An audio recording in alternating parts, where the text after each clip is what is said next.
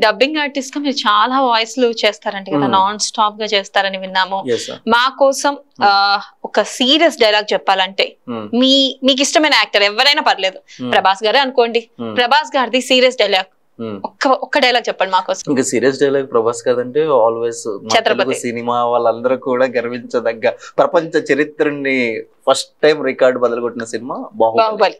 Yeah, బాహుబలిలో ఆయన చెప్పేవంటి ఆ యుద్ధం టైంలో ఆయన చెప్పేవంటి డైలాగ్, మరణం మరణం మహాసేన, ఏది మరణం, మన గుండె ధైర్యం కంటే శత్రు బలగం పెద్దదనుకోవడం మరణం, రణరంగంలో అడుగుపెట్టి చావకుండా పిరికితనంతో వణికడిగేయడం మరణం, మన తొలినో మణించిన వంట నీచును మనకెదురుగా నిలబడి నవ్వుతూ ఉంటే వాడి తల నరికి అమ్మ పాదాల కింద పెట్టకుండా వెన్ను చూపి పారిపోవడం మరణం.